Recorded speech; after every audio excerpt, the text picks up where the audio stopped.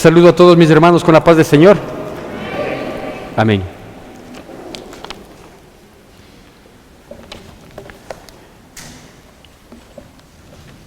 Antes de entrar en materia, solo quiero recordar el pedido, la solicitud que había requerido la semana anterior, de poder contar con esos guantecitos de manejo que venden en las farmacias para poder colaborar con esta institución.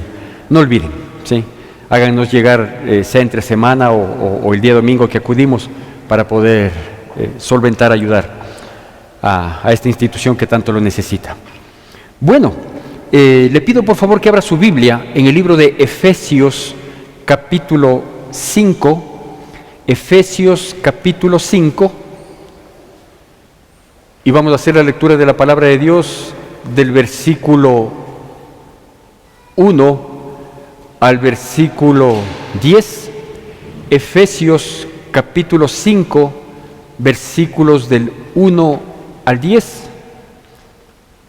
Hago yo la lectura de la palabra y le pido por favor que usted siga con atención y con la debida reverencia a la palabra de Dios. ¿Tenemos todos amén? Efesios capítulo 5, versículos del 1 al 10, la palabra de Dios dice así: Sed pues imitadores de Dios como hijos amados, y andad en amor, como también Cristo nos amó y se entregó a sí mismo por nosotros, ofrenda y sacrificio a Dios en olor fragante. Pero fornicación y toda inmundicia o avaricia ni aun se nombre entre vosotros, como conviene a santos, ni palabras deshonestas, ni necedades, ni truhanerías, que no convienen, sino antes bien acciones de gracias. Porque sabéis esto, que ningún fornicario o inmundo o avaro, que es idólatra, tiene herencia en el reino de Cristo y de Dios. Nadie os engañe con palabras vanas, porque por estas cosas viene la ira de Dios sobre los hijos de desobediencia. No seáis pues partícipes con ellos, porque en otro tiempo erais tinieblas, mas ahora sois luz en el Señor. Andad como hijos de luz, porque el fruto del Espíritu es en todo bondad, justicia y verdad, comprobando lo que es agradable al Señor. Amén. Bueno, sabe que en mis devocionales y en mis estudios bíblicos siempre me salta a veces al corazón, mientras voy leyendo, enterándome de muchas cosas, a pesar de que tengo cerca de 30 años de cristiano y prácticamente 24, 25 sirviendo a Dios a tiempo completo, pero uno nunca deja de aprender y nunca deja de recibir, sobre todo, la revelación de la palabra de Dios. Y en este estudio que estoy haciendo del libro de Efesios, me saltó a la mente algo que espanta. ¿Por qué digo que esto asusta, espanta? Porque las características de aquella ciudad, de aquel nivel espiritual, de aquella religiosidad de esa ciudad, la malicia, la inmoralidad que había en esa ciudad, es idéntica a la que vivimos el día de hoy. De hecho, hay quienes consideran que la ciudad de Éfeso, en aquel entonces, había llegado a ser prácticamente la segunda ciudad en importancia del Imperio Romano, después de Roma prácticamente. En aquella provincia tan movida, que se volvió tan comercial, la provincia del Asia, no es lo que hoy conocemos como el continente asiático, sino era una provincia denominada, una provincia romana, denominada la provincia de Asia. Y de todas las ciudades importantes de esta, quizás digo, esta era la más destacada. ¿Destacada por qué? Bueno, destacada por lo que el mundo aprecia, ¿sí? Por su comercio, por su movimiento financiero, destacada porque era un paso obligatorio hacia el Asia Menor, destacada por todo lo que los ojos humanos miran y aprecian, ¿sí? Es decir, su prosperidad económica, su movimiento comercial, sus grandes edificios, sus atractivos turísticos, destacada por todo esto. De hecho, uno de los atractivos turísticos más destacados, más sobresalientes de la ciudad de Éfeso, era el gran templo a su diosa Diana. Un templo que quienes lo mencionan sugieren que sus medidas eran majestuosas. Por ejemplo, dícese del templo de Diana que ocupaba prácticamente una cuadra completa. Tenía aproximadamente 130 metros de largo por 70 metros de ancho, y en su parte exterior habían aproximadamente 100 columnas, majestuosas columnas, que superó inclusive la idea inicial que tuvieron los griegos 4.000 años antes, es decir, 2.000 años antes de lo que le estoy mencionando, de la época de Cristo. Esta carta a Éfeso, escrita desde la cárcel de parte de Pablo, hace alusión en gran parte a la visita que él tuvo en su último viaje misionero, y que trajo ciertas situaciones que son las que quiero destacar en esta mañana, que Dios inquietó mi corazón para hacerlo así.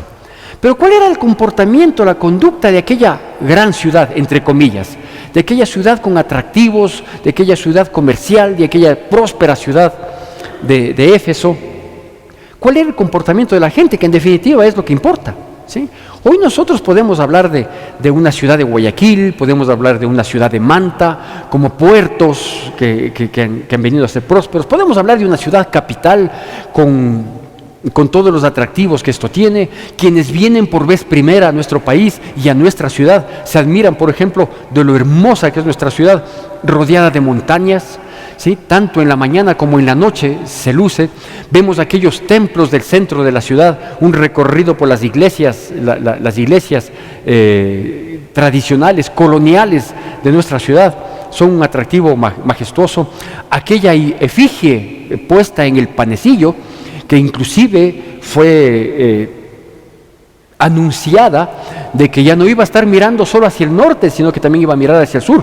Nuestro actual presidente de la República hizo esa promesa de que va a hacer que esa imagen, esa efigie, pues gire hacia los distintos lados para que tenga la bondad de darnos mirando a toda la ciudad, que sea una guardiana de la ciudad. Así es como se propuso. No sé si demandaremos el cumplimiento, y yo espero no hacerlo. Yo no le voy a decir cumple esa promesa, cumpla todas las otras, pero esa, por favor, haga el favor de no cumplirla. Pero digo, hay todos estos atractivos turísticos que se dan. Ahora, ¿cuál era el comportamiento de los efesios? De estos jactanciosos, de estos soberbios efesios, porque Éfeso era una carta de presentación del Imperio Romano. Bueno, comenzando con el pueblo era extremadamente pecaminoso. Había caído en dos aspectos que hoy son los que determinan y son la carta de presentación lastimosamente de las grandes ciudades. Por un lado, una corrupción política impresionante, ¿sí? Una corrupción increíble. Si se podía perjudicar al prójimo para yo sacar provecho, pues no se dudaba en hacerlo. Una corrupción a todo nivel, política, económica, a nivel público, a nivel privado. Si había cómo perjudicarle al César en los impuestos, pues se le perjudicaba. Si alguien podía beneficiarse, el receptor de los impuestos podía beneficiarse de ello, pues se beneficiaba. Si tengo que pisarle al prójimo para salir adelante, pues se lo pisaba. No había ningún impedimento. Todo parecido es pura coincidencia. Y el segundo gran pecado, o quizás el primero, el segundo que lo menciono, pero el primero en impacto, en causar daño, ¿sí? Era el relacionado al aspecto espiritual. Porque la gran diosa Diana, diosa de los Efesios, capítulo 19 de los Hechos nos menciona que hubo un alboroto, pero no pequeño para nada, cuando Pablo en su visita había mencionado que aquella diosa Diana, cuyos souvenir, como sabemos llamar, o recuerdos, ¿sí?, se vendían en la ciudad, y era un gran negocio vender los templos de Diana, los templecillos de Diana.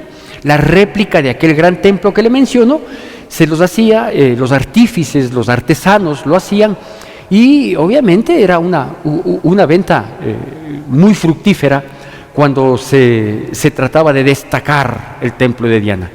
Y mucha gente lo compraba y lo llevaba, no solo por réplica de aquello que habían visitado, sino de que habían experimentado. Diana, a diferencia de algunas diosas griegas e inclusive babilónicas antiguas, tenía una característica esencial. Ella era la diosa de la fertilidad. Y sobre pretexto de la diosa de la fertilidad, esto transformó a la ciudad de Éfeso en una ciudad de una inmoralidad sexual que usted no tiene idea, sin precedentes. Ni aún la inmoralidad sexual de hoy, que usted la conoce, permitida para que los niños y niñas a partir de los 12 años puedan hacer y deshacer con su vida íntima como quiera y que los padres no tengan intervención. La inmoralidad sexual que existe hoy, de que haya los matrimonios homosexuales y tengan que ser reconocidos, y quienes no reconocemos, porque no los vamos a reconocer, ¿sí?, pues seremos perseguidos, somos juzgados, nos dicen que no somos inclusivos, todo lo que usted quiera. Tremenda inmoralidad sexual. Todo eso y mucho más se practicaba en este, disculpe que lo diga de esta manera, en este gran burdel llamado ciudad de Éfeso, cuyo epicentro estaba exactamente en el templo de Diana. Era ahí, en su entorno y adentro, donde se ofrecían estos sacrificios, que no eran sino grandes orgías y todo lo que usted puede imaginar. De hecho, usted y yo sabemos que el Imperio Romano, una de sus mayores características y causas por las que se autodestruyó el Imperio Romano, fue precisamente por la corrupción y la inmoralidad sexual, no solo de sus habitantes, sino de sus gobernantes. No está por demás recordar lo que tomó una decisión uno de sus gobernantes romanos, cuando la hija de su compañera comenzó a bailar delante de él, pues dijo: estoy dispuesto a darte la mitad de mi reino con tal de que me sigas bailando, ¿sí? Y el precio de ese baile fue la cabeza de uno de los mayores profetas de toda la historia, que fue Juan el Bautista. A ese punto de inmoralidad sexual, a ese punto de degeneración, de concupiscencia, de lascivia, de lujuria, me estoy refiriendo. Digo, cualquier cosa que pueda imaginar nuestras mentes queda corto para esa situación. Y todo esto era respaldado por las autoridades políticas. Por eso digo, cualquier parecido es pura coincidencia. Ahora, mis queridos hermanos, predicar a personas en esas condiciones, hablarles, decirles, mostrarles un camino diferente que implica sacrificio, esfuerzo, santidad, integridad, transparencia, no es fácil.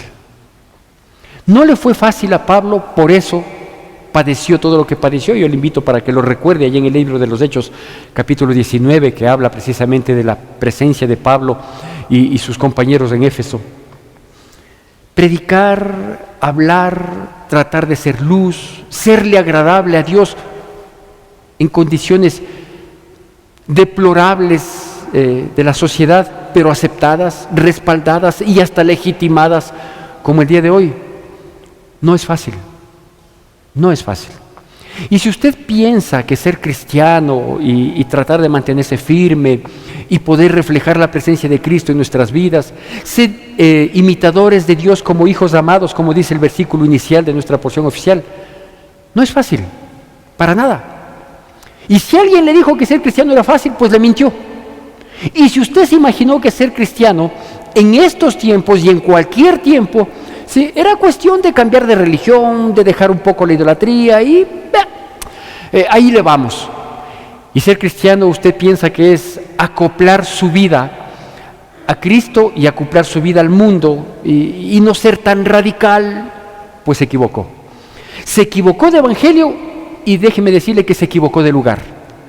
Porque aquí vamos a predicar y permítame decirle el nombre de esta prédica. Vamos a predicar solo para valientes. Así se llama esta prédica. Si algún nombre le podemos poner, la vamos a llamar así: solo para valientes. ¿Por qué?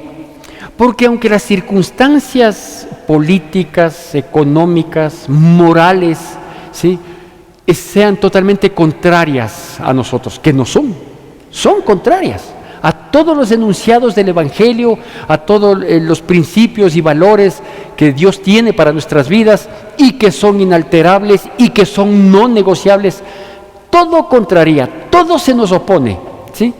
Pero esto, gracias a Dios, está advertido en la palabra de Dios, que por causa de Él, es decir, de cumplir conforme a la voluntad de Él, de hacer las cosas que a Él le agradan, de mantenernos dentro de sus principios, de mantenernos dentro de su senda de justicia, de tratar y esforzarnos por caminar en integridad, eso será motivo para que la iglesia de Cristo sea perseguida, para que la iglesia de Cristo sea vituperada, para que la iglesia de Cristo sea señalada, como efectivamente estamos siendo ya. En el mundo estamos siendo ya juzgados, señalados, perseguidos.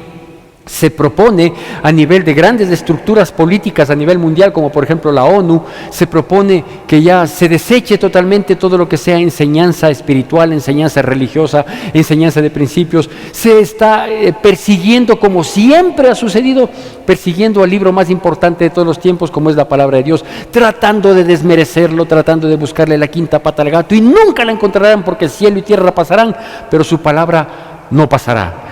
Y nosotros debemos permanecer en su palabra, porque si su palabra permanece en nosotros, entonces vamos a estar siempre bien encaminados, bien orientados. Yo quiero destacarle nada más unos 4 aspectos que implica que nosotros debemos manejarnos solo como valientes. Los cobardes no heredarán el reino de los cielos, dice la palabra ahí en Apocalipsis 21:8. Así que aquí estamos porque Dios nos está pidiendo algunas cositas en nuestra vida. Tiempos difíciles, cada vez que me paro en la puerta, como todos los cultos, desde que Dios permitió que reabramos la iglesia para mantener estos cultos presenciales, comparto unas pocas palabras con las personas, ¿sí? Hoy estuve conversando con unas poquitas palabras con unos hermanos, y todos los que estamos volviendo a congregarnos presencialmente, y espero que todos los que ya estamos en esa condición podamos hacerlo, ¿sí? Ya sea porque estamos vacunados, ya sea porque ya nos hemos organizado. Debemos dejar de lado, por favor, lo que quizás a lo largo de un año lo adquirimos, ¿sí? Que es disponer del día domingo para salir a pasear. No, el día domingo, que viene a ser bíblicamente el primer día de la semana, dice que los cristianos del Nuevo Testamento, el primer día de la semana lo destinaban para reunirse, para orar, para compartir. Es decir, el domingo para nosotros, que viene a ser el primer día de la semana bíblicamente hablando, el domingo para nosotros es el día del Señor. Así que yo digo a las personas que nos están siguiendo a través de los distintos medios, estas plataformas tecnológicas, que por favor ya no dispongan del día domingo, porque el día domingo es para el Señor. Pero pastor, usted mismo nos ha dado la facilidad de poder ver el lunes o el martes o el miércoles a través de las plataformas. Sí, eso lo estamos subiendo para que las personas que, porque están impedidas de venir por distintas causas, lo vean. Pero quienes somos miembros de la iglesia ya tenemos que volver a la iglesia. Amén. ¿Por qué? Porque la iglesia tiene que estar conformada solo por valientes. ¿Qué nos dice la palabra de Dios aquí? Lo primero que nos pide la palabra de Dios es que nosotros seamos imitadores de Dios. Debemos ser imitadores de Dios. Y ser imitadores de Dios, como le digo, no es fácil, ¿sí? Como ustedes conocen, yo tengo a mi padre con vida todavía, gracias a Dios. Él tiene 92 años. Somos nosotros 7 hermanos, o éramos 7 hermanos. Una de mis hermanas, ustedes lo saben, partió para la presencia de Dios del año anterior. Y éramos 4 varones y 3 mujeres. Hoy somos 3 varones, 3 mujeres. Y a mí me enorgullece sobremanera, no sabe cuánto, cuando me encuentro con personas, no digo contemporáneas de mi padre, porque muchos ya no están. De hecho, mi padre, de la promoción de mi padre, tanto del lado de mi madre como del lado de mi padre, apenas hay 2, ¿sí? Una tía, hermana menor de mi padre y mi padre. O sea, del resto todos ya han partido. Pero cuando me encuentro con personas que conocieron a mi padre, ¿sí? Y se encuentran conmigo, me dicen así, me dicen: tú eres el más parecido a tu papá. Caminas igual a tu papá. Yo creí que todos caminábamos de este modo, pero me dicen que yo camino igual a mi papá, que yo cruzo los brazos igual a mi padre, que tengo la sonrisa parecida a mi padre, que la picardía, la chispa tengo igual a mi padre, que me parezco. Vean, hasta mis mismos hermanos dicen: el más parecido a papi eres tú. y no sabe cuánto me enorgullece. Imagínese que todos nosotros podamos recibir, no para jactancia, no para vanagloria, sino para la gloria y honra de Dios y para que nosotros menguemos, para que Él crezca, que recibamos y que nos digan: qué parecidos son ustedes a Dios. Qué parecidos son ustedes a Dios. Porque aquí dice que debemos ser imitadores de Dios como hijos amados. Parecernos a Dios en sabiduría, parecernos a Dios en tolerancia, parecernos a Dios en amor, parecernos a Dios en diligencia, parecernos a Dios en sacrificio, en esfuerzo, en trabajo, ¿sí? No es fácil, pero debemos procurarlo. Por algo Pablo nos pide. Él dice que él, por ejemplo, se identificaba con Cristo en todo el sufrimiento que tenía. Él decía que él lleva, y no estaba hablando de manera literal, sino simbólica, pero totalmente entendible, que él llevaba las llagas de Cristo en su vida. Y eso le honraba, pero eso le costaba. Eso era motivo de sufrimiento, de dolor, de quebranto. Pero es un orgullo. El parecernos a nuestro Padre en actitudes, en comportamiento, ¿sí? Pues es lo que nos debe llevar efectivamente a que sea el impulso diario. Que a veces fallamos, ¿vea? Cada vez tenemos que fallar menos. Que a veces tropezamos, pues tenemos que andar viendo, ¿sí? Pero debemos ser imitadores de Dios como hijos amados. Primer aspecto. El segundo aspecto que nos menciona también en este contexto de la palabra es que el amor debe ser nuestra carta de presentación. El amor debe ser nuestra carta de presentación. Y esto es no solo una característica en nuestras vidas, o no debe ser únicamente una característica en nuestras vidas, sino que esto debe ser una manifestación permanente. ¿Por qué? Porque nosotros vivimos en un mundo que se desarrolla en medio de la malsana competencia y del odio. El odio es lo que prima en este mundo, ¿sí? Y si no, demos una miradita retrospectiva a lo que sucedía hace algunos años en nuestra política nacional y en la política mundial. El motor que le mueve no es una doctrina. El motor que mueve la política no son intereses desmedidos por servir al prójimo. No, hace mucho tiempo que ya no es así. No sé si alguna vez lo fue, es más. ¿Qué es lo que mueve, sí, las tendencias políticas? El odio al opositor. ¿Qué es lo que mueve a tener una competencia que termina siendo malsana hoy en día? El odio al contrario. ¿Qué es lo que quiere hacer prevalecer dentro del hogar a las personas? No es la razón, es el odio. Si esta persona va a ese compromiso, yo no voy. ¿Por qué? Porque no le soporto. Si es que me invitas a tal lugar y me va a tocar estar cerca de este otro, no, o él o yo. Y eso contaminó la iglesia. Eso contagió la iglesia. Eso afectó a la iglesia. Eso ha dividido iglesias. Y nosotros no somos la excepción. Porque no nos une el amor precisamente. Ese amor que es sufrido, que es benigno. Ese amor que todo lo soporta, que todo lo espera. No, ese ya no hay. Pastor, tiene que actualizarse, por favor, ese tipo de cosas no pueden darse. Bueno, en tanto en cuanto la palabra de Dios no se actualice, yo tampoco podré cambiar de predicación. Si el evangelio no cambia, yo no tengo por qué hacerlo cambiar. No tengo por qué hacer una reingeniería del evangelio. Cielo y tierra pasará, en su palabra no pasará. Así que, mis queridos hermanos, nuestra carta de presentación tiene que ser el amor. Y no se olvide, el amor es sufrido. Y si por causa de Cristo, para gloria y honra de Él, tenemos que padecer un poco, valdrá la pena. Porque la recompensa, si es que usted quiere entenderlo de ese modo, que vamos a tener un día en la presencia de aquel que por amor sufrió la cruz, simplemente porque Él nos amó primero, mi recompensa que me impulse a brindar mi amor, desinteresado e incondicional, aquí donde hoy estamos. ¿Cómo contrarrestamos toda la violencia? ¿Cómo contrarrestamos toda la insensatez? ¿Cómo contrarrestamos toda la confrontación que vive el mundo hoy, desde las familias hasta las más altas instituciones a nivel mundial? Con amor. ¿Cómo fui ganado yo por Cristo Jesús? ¿Por mis méritos? No. ¿Cuál fue el requisito que yo tuve para que Jesucristo fije sus ojos en mí? El pecado. El pecado era lo que tenía empapado en mi vida. Y fui ganado con la justicia diciendo: Santiago, tú merecerías No, fui ganado por amor. Nunca olvidemos que la herramienta más poderosa para vencer en este mundo, aunque esté como está, es el amor. Amén. Un tercer aspecto, y luego nos habla, nos dice, miren que ni fornicación, ni ese tipo de cosas, ni truhanerías, ni nada de eso, estoy hablando del texto que tomamos como base, que nada de eso por favor prevalezca, eso, palabras deshonestas, por favor, eso no puede estar en el vocabulario de un cristiano.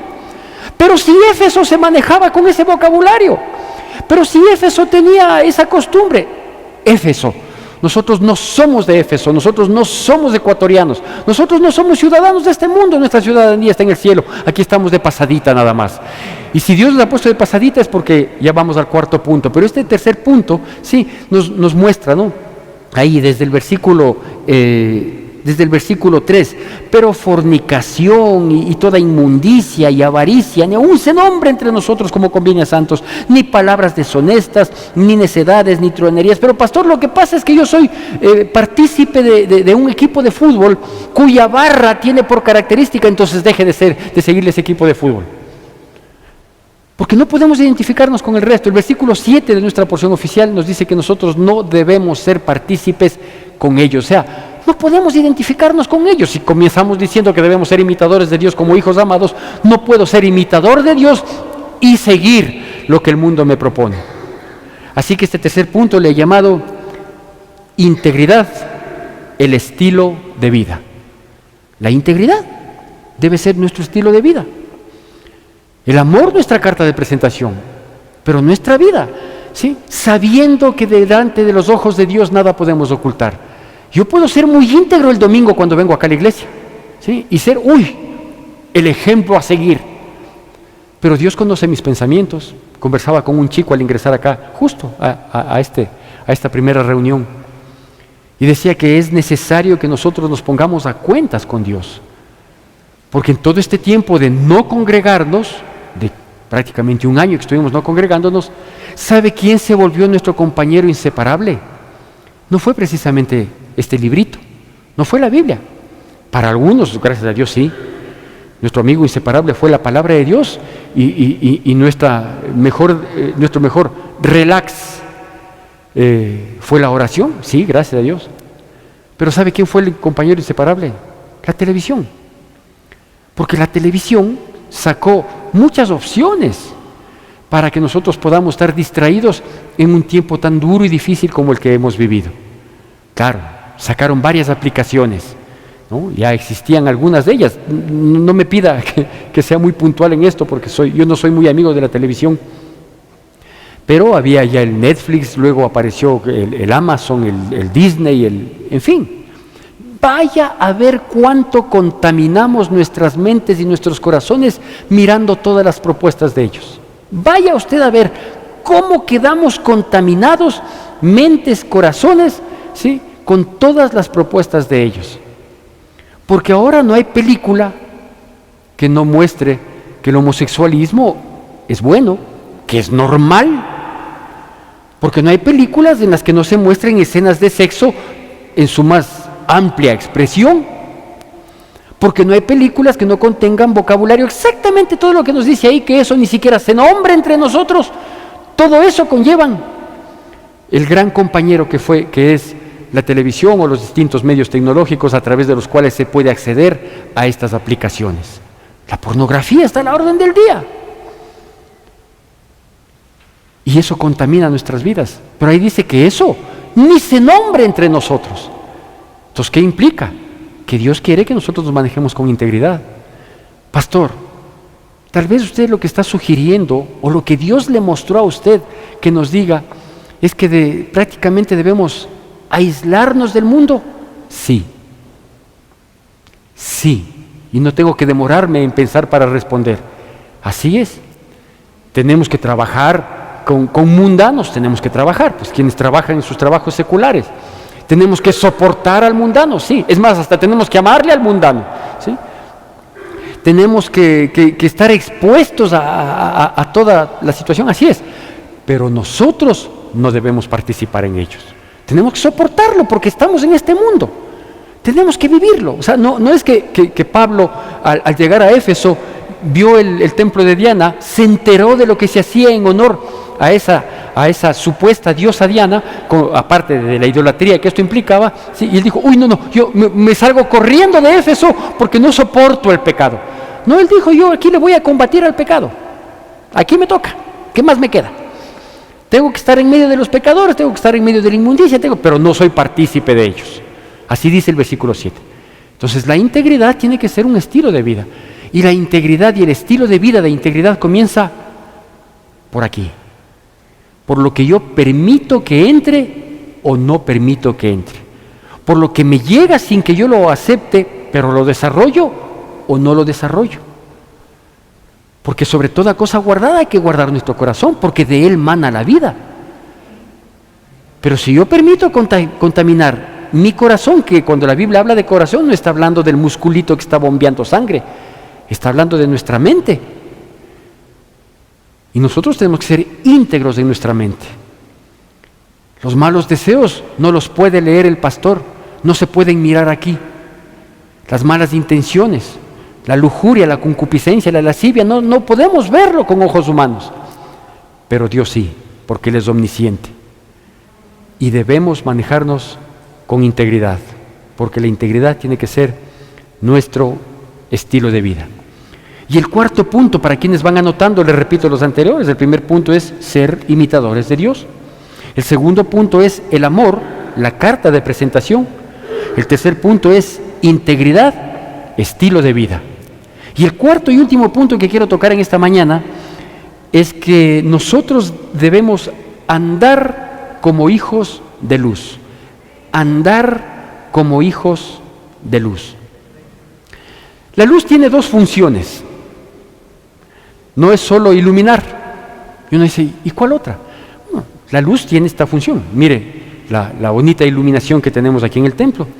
Cuando yo salgo en la mañana para abrir las puertas y prender las luces y toda la situación, a pesar de que el día ya ha comenzado y que el sol nos visita, sin embargo aquí por la construcción misma es oscuro. Y de pronto yo vengo, subo al cuarto de control de sonido y comienzo a prender los foquitos. Primero estos que son nada más ornamentales, estos no pretenden los de los costados ser mucha iluminación, sino ser de adorno. Pero cuando prendo todo el techo, ¿sí?, se ilumina como usted lo ve, ¿sí? Entonces no importa si afuera está oscuro o no, aquí se ilumina, porque la luz tiene esa.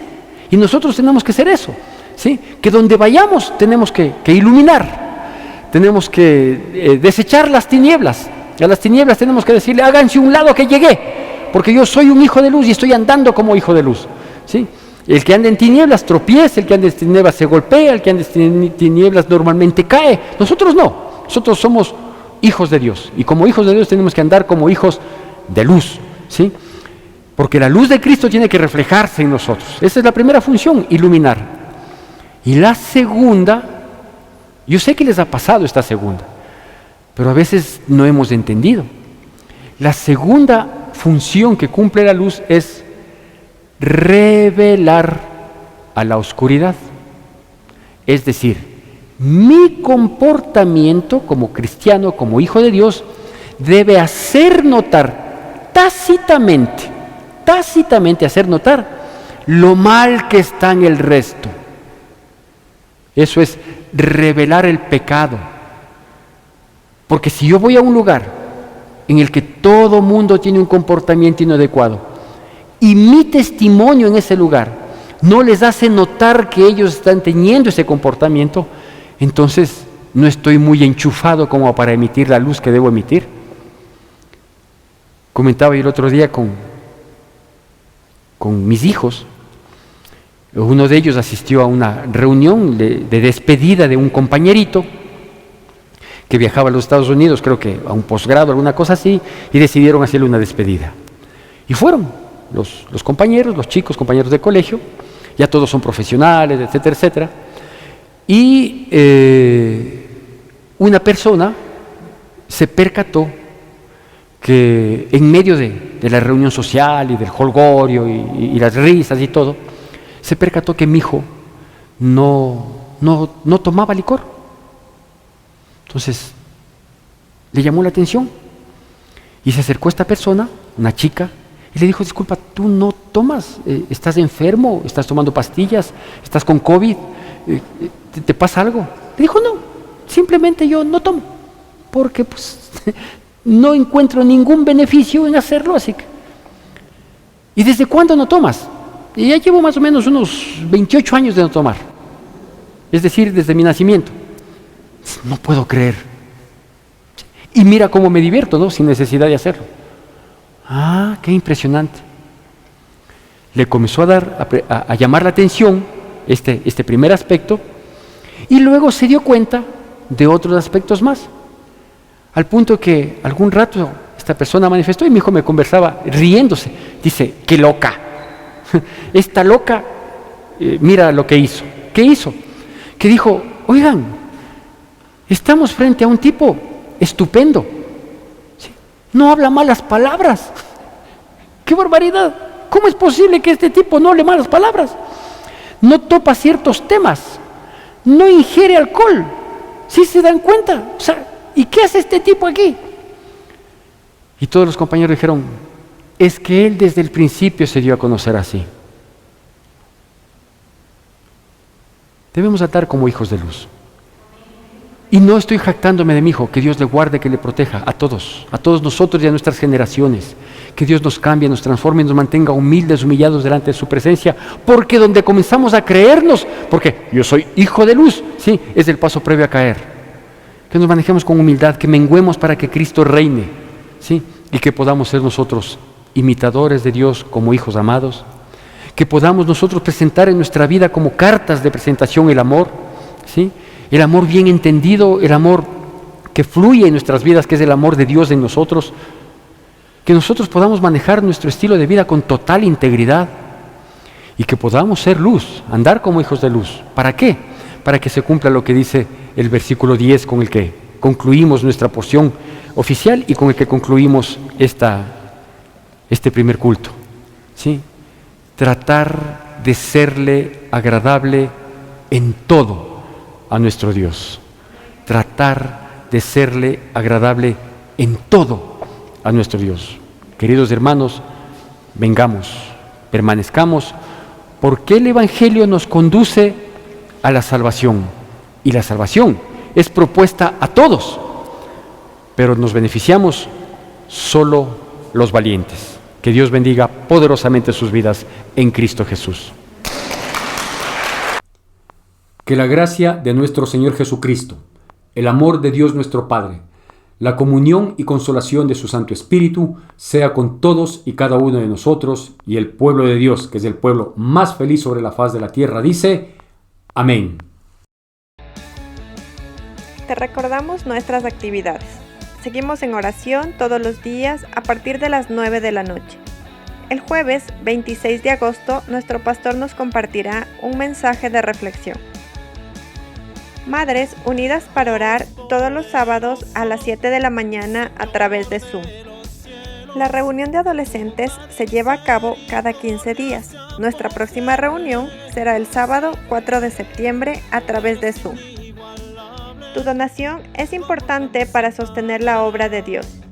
Puedes realizar tus aportes en la cuenta de la Iglesia Evangélica Centro de Adoración Cristiana o acercarte a las oficinas de la iglesia. Gracias por acompañarnos.